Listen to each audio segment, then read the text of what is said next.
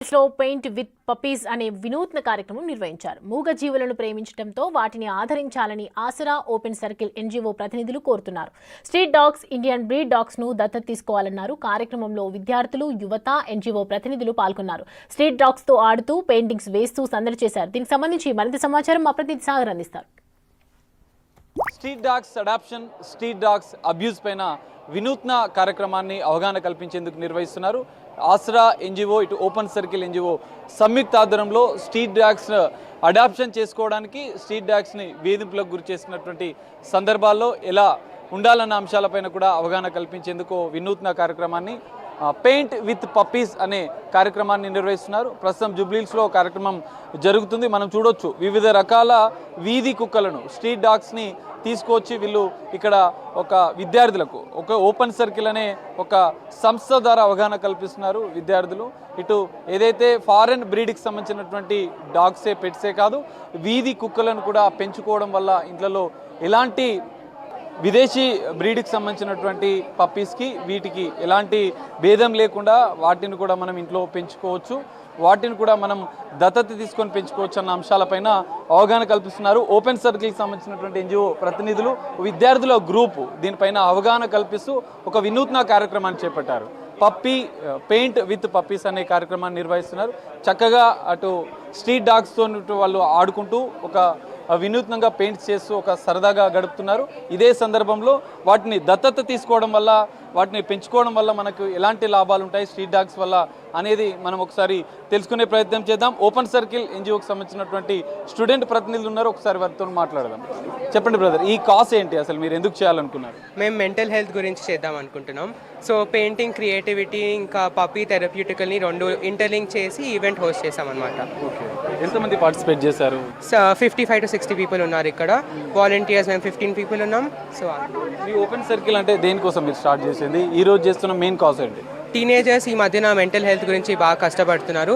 ఇక్కడ కొంచెం open space create చేద్దామని ఓపెన్ సర్కిల్ అనేది స్టార్ట్ చేసాము. మేము కూడా స్టూడెంట్సే. సార్ మీరు చెప్పండి, మీరు ఏం చెప్తారు? ఓపెన్ సర్కిల్ ద్వారా ఒక మెసేజ్ ఇవ్వాలంటే ఏం చెప్తారు? అంటే ఈ మధ్య చాలా పిల్లల్ని చూస్తూ ఉంటాం కదా, సూసైడ్ చేసుకుంటూ ఉంటారు, చాలా కష్టమ్స్ వచ్చినాయని. అందుకే ఈ మధ్య ఇవన్నీ అవుతున్నాయని ఓపెన్ సర్కిల్ ఒక ఎన్జిఓ నా ఫ్రెండ్ స్టార్ట్ చేశాడు. ఇంకా మా హెల్ప్ తీసుకొని ఒక పెద్ద సర్కిల్ చేద్దాం అనుకున్నాము. ఒకవేళ పిల్లలతో ఏమైనా కష్టాల్లో ఉంటే వచ్చి మాతో మాట్లాడి, కొంచెం పప్పీస్తో ఆడుకొని ఫ్రీ అవ్వి, మైండ్ కొంచెం ఫ్రీ అయ్యాక వాళ్ళ పేరెంట్స్తో మాట్లాడి మంచిగా అవుతారు కదా. సో అలాంటి కాజ్తో ఇది ఓపెన్ చేశారు. సో ఇది ఒక డిఫరెంట్ కాజ్తో వీళ్ళు ఈ కార్యక్రమాన్ని అయితే వినూత్న కార్యక్రమాన్ని నిర్వహిస్తున్నారు. స్ట్రీట్ డాగ్స్, పప్పీస్తోని వాళ్ళు ఆడుకుంటూనే, వాటితోని గడుపుతూనే సరదాగా ఇటు పెయింట్స్, రకరకాల పెయింట్స్, వినూత్న రకాలుగా పెయింట్స్ వేస్తున్న పరిస్థితి కూడా మనం చూడవచ్చు. సరదాగా ఒత్తిడిలో ఉన్నటువంటి విద్యార్థులు, యువత ఆ ఒత్తిడి నుంచి బయటపడాలంటే, 10 మందితో పలు విషయాలు పంచుకోవాలంటే కూడా ఈ తరహా కార్యక్రమాలు ఎంతగానో ఉపయోగపడతాయంటూ కూడా ఓపెన్ సర్కిల్ ఒక స్టూడెంట్స్ వాళ్ళు ఒక మంచి కాజ్తో ఈ కార్యక్రమాన్ని చేపట్టినట్లుగా కూడా వాళ్ళు చెప్తున్నారు. ఈ మధ్య కాలంలో ఒత్తిడిలో విద్యార్థులు, యువతే కావచ్చు, అనేక రకాల ఒత్తిడి గురవుతూ వాళ్ళు సూసైడ్ చేసుకున్న సందర్భంలో కూడా వాళ్ళు ఆ ఒత్తిడి నుంచి బయటపడాలి, కుటుంబ సభ్యులకు తమ అంశాలు కూడా, తమ విషయాలు కూడా చెప్పాలన్న ఉద్దేశంతో ఓపెన్ సర్కిల్ ఎన్జిఓ కూడా స్టార్ట్ చేసినట్లు కూడా వాళ్ళు చెప్తున్నారు. మనం చూడొచ్చు రకరకాల పెయింటింగ్స్ అత్యంత అద్భుతంగా ఆకట్టుకుంటున్నాయి. యువత, చిన్నపిల్లలు, పెద్దవాళ్ళు కూడా ఈ పెయింట్ విత్ పప్పీస్ అనే కార్యక్రమంలో పాల్గొన్న పరిస్థితి. ఈ కార్యక్రమానికి సంబంధించి మనం మరికొన్ని అంశాలు తెలుసుకుందాం. ఆసరా ఎన్జిఓ ప్రతినిధులు ఉన్నారు. అసలు ఈ కార్యక్రమం ముఖ్య ఉద్దేశం ఏంటి, ఆసరా ఎన్జిఓ లక్ష్యం ఏంటి అన్న అంశాలను తెలుసుకుందాం. సార్ చెప్పండి, మీరు స్ట్రీట్ డాగ్స్ పైన అవగాహన కల్పించేందుకు వినూత్నంగా ఈ కార్యక్రమం నిర్వహిస్తున్నారు, దీని లక్ష్యం ఏంటి? మెయిన్గా మన సొసైటీలో యానిమల్ అబ్యూస్ చాలా ఎక్కువైపోయింది. ఎక్కడో ఒక ఇన్సిడెంట్ జరిగితే డాగ్స్ బైట్ చేశాయని చెప్పేసి అందరూ భయపడిపోయి కనిపించిన ప్రతి డాగ్ని స్ట్రీట్లో కొట్టడం కానీ, లేకపోతే రీలొకేట్ చేయడం కానీ, వాటిని చంపేసేయడం కానీ, పాయిజన్ పెట్టేసేసి చాలా హృదయ విదారకంగా యానిమల్స్ మీద దాడి జరుగుతుంది. సో ఆసరా నుంచి మేము రెసిడెన్షియల్ వెల్ఫేర్ అసోసియేషన్స్కి ప్లస్ సొసైటీ మొత్తానికి ఒక అవేర్నెస్ క్రియేట్ చేయదలుచుకున్నాం. డాగ్స్ ఎవరిని ఏమీ చేయవు, వాటికి ప్రాపర్గా ఫుడ్ పెట్టి, ప్రాపర్గా వాటర్ సప్లై చేస్తే అవి హ్యాపీగా పడుకొని నిద్రపోతాయి, ఎవరి జోలు రావు. ఎప్పుడైతే వాటికి ఫుడ్ దొరకదో ఫీడర్స్ మీద ఎక్కువ హెరాస్మెంట్ చేసి ఆ ఏరియాలో ఉండే లోకల్ రెసిడెంట్స్ వాటికి ఫుడ్ పెట్టనీయకుండా చేయడం, వాటికి ఆకలితో ఉంటే అప్పుడు వైలెంట్గా ఎక్కడో అది కూడా ఒక డాగ్ అలా బిహేవ్ చేస్తుంది. సో దాన్ని బేస్ చేసుకొని యానిమల్స్ని టార్చర్ చేయడం, యానిమల్స్ని హెరాస్ చేయడం అది కాదు. సో ఆసరా నుంచి మేము ఈ పర్టికులర్గా రెసిడెంట్స్ వెల్ఫేర్ అసోసియేషన్స్కి, కామన్ పీపుల్కి ఒక అవేర్నెస్ క్రియేట్ చేయడం, plus at the same time మన చట్టంలో ఉన్న లాస్ ఏవైతే ఉన్నాయో యానిమల్స్ జోలికి వెళ్ళి యానిమల్స్ని కొట్టడం కానీ, వాటిని చంపడం కానీ, పాయిజన్ పెట్టడం కానీ, నాట్ ఈవెన్ రీలొకేషన్ చేసినా కానీ అది క్రైమ్. అది ఈ లేటెస్ట్ లాస్ ఏవైతే వచ్చాయో యానిమల్ ప్రొటెక్షన్ లాస్ కానీ, యానిమల్ బర్త్ కంట్రోల్ లాస్ కానీ, సో వీటన్నిటి ప్రకారం అది అప్ టు 5 years జైలు శిక్ష పడుతుంది. అదంతా జనాలకి, మన కామన్ పబ్లిక్కి అదంతా తెలియాలి. అది తెలిస్తే అప్పుడు యానిమల్ అబ్యూజ్ స్టాప్ అయిపోతుంది.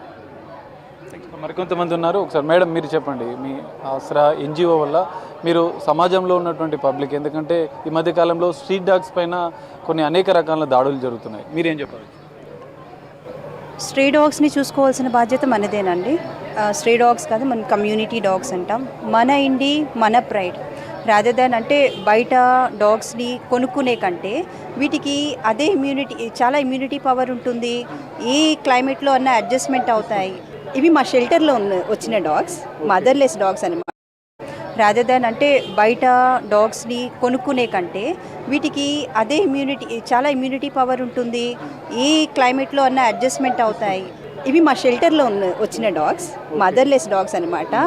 తల్లి చనిపోతే ఒక 8 డాగ్స్ని షెల్టర్లో చూసుకుంటున్నాం పెట్టి. సో వీటికి కూడా బతికే హక్కు ఉంది, రైట్ టు లివ్.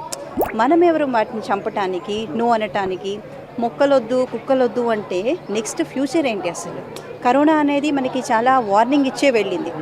మనమే కాదు, మనతో పాటు చుట్టూ ఉన్న పరిసరాలను కూడా చూసుకోవాల్సిన బాధ్యత మనిషిదే అని క్లియర్గా చెప్పి వెళ్ళింది. అయినా సరే మనలో మార్పు ఏమీ రాలేదు. వీటి మీద రోజు మాకు కేసెస్, పాయిజన్ పెట్టి చంపేయటం అని, క్రైమ్ చాలా కేసెస్ వస్తుంటాయి. సో వాటిని హ్యాండిల్ చేయటమే కాకుండా వీటికి బ్రతికే హక్కు ఉంది. యానిమల్స్ మాట్లాడలేవు కాబట్టి వాటి మీద మనం ఏ ఆధిపత్యం అన్నా చెలాయించవచ్చు. సో వీటి తరపున మేము we are the voice for the voiceless.